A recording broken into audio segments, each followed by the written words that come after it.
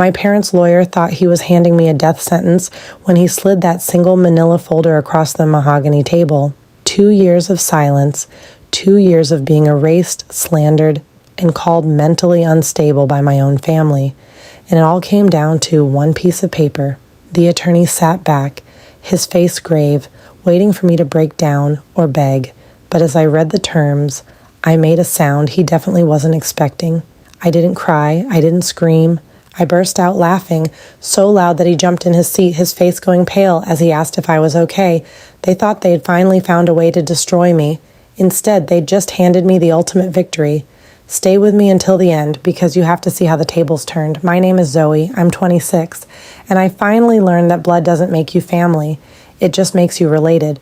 For as long as I can remember, my house ran on one unwritten rule. My sister Lisa was the princess who could do no wrong. I was the help, there to serve her court. If Lisa wanted the bigger bedroom, it was hers. If she crashed her car, my parents bought her a brand new luxury sedan the next morning and blamed the traffic lights. But the moment the whole illusion shattered was the day of my college graduation.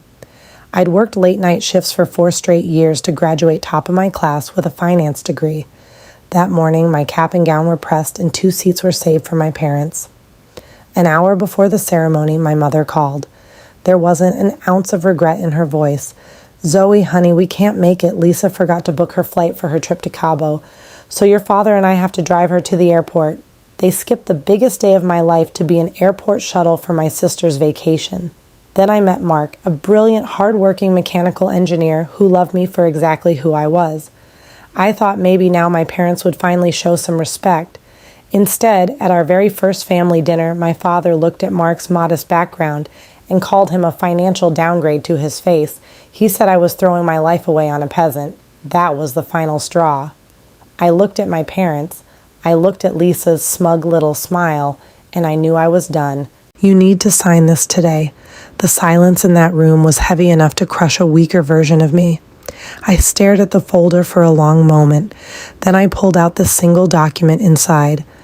I expected a lawsuit, a restraining order, some cruel move to strip me of my family name. But as I read the legal jargon, the real story started to unfold between the lines. This wasn't an attack. It was a surrender in disguise. The document was a conditional inheritance release and debt assumption clause. And as I read on, all the pieces clicked into place. Over the last 2 years, my father had handed complete control of his multi-million-dollar logistics company to his golden child, Lisa. And exactly as you'd expect, her reckless management, her lavish spending on the company card, and her total lack of business sense had driven the whole empire into a wall. They were facing supply chain defaults and a looming bank foreclosure. Here's the catch. I was still legally listed as a founding minority shareholder from an account my grandfather set up for me when I was a child, and the bank refused to approve an emergency bailout loan without my signature. My parents were drowning in millions in toxic debt. They'd wrecked their own credit, so they needed my clean financial record and my signature to save themselves from total bankruptcy. The document said that if I signed over my rights and took on co-liability for the new loan, they'd promised me a tiny, insulting slice of future inheritance once the company recovered. They were trapped by their own arrogance, and I held the only key to their survival. The sheer absurdity of it hit me all at once. I read that final paragraph and a sound came out of me that shattered the silence of that fancy office. I burst out laughing. Not a polite little chuckle, a loud, uncontrollable laugh straight from the gut. Arthur Vance froze.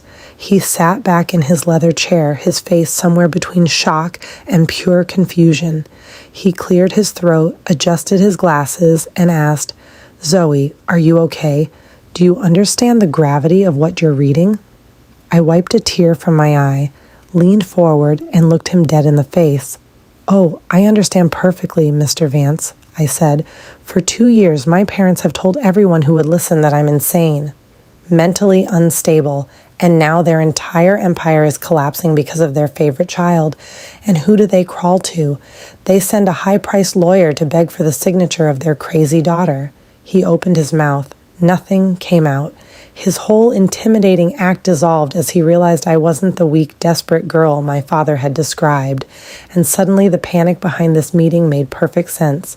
They didn't want me back in the family. They wanted to use me as a human shield to absorb their financial ruin. They thought they could weaponize my guilt. But their greed had finally made them stupid. The lawyer sat frozen as I slid the unsigned document back across the table. They expected me to either sign out of fear or storm out in anger. But they forgot one thing. I graduated top of my class in finance, and I wasn't going to just walk away and let them find another loophole. Thanks to Mark's technical skills, we'd spent the last 2 years quietly watching the public financial registries. I knew exactly how deep my father's company had sunk. "Tell my father I'm rejecting this contract entirely," I said, leaning back with a calm smile. "And while you're at it, remind him of the corporate bylaws my grandfather set up when the company was founded." Vance shifted in his seat, the color draining from his face. He realized I knew the rules better than he did.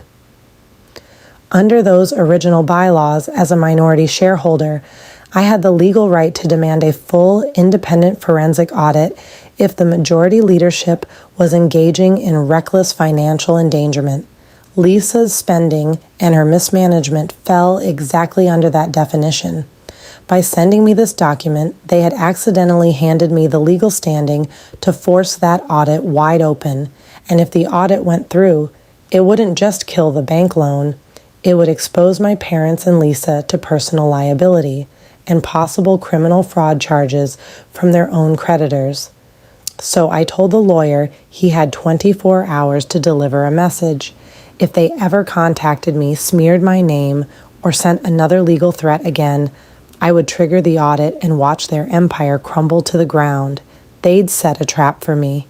Instead, they locked themselves inside it. He must have delivered that message fast, because the silence that followed was absolute. No frantic phone calls, no angry texts, no more tearful smear campaigns from my mother. Within a month, the public registries told the whole story. My father was forced to step down. Lisa was stripped of her executive title to appease the bank. They had to sell the luxury cars and downsize the house just to stay afloat, finally facing the reality of the debt they'd built. And Mark and me? We're thriving. Our life is full of real love, real security, and a peace that money can't buy. I'm proud of the boundaries I set to protect my future. Now I'm curious about you. What would you have done in my shoes? Would you have triggered the audit or walked away completely? Drop a comment below and tell me the city you're watching from so I can see how far this story has traveled. Thank you for watching all the way to the end.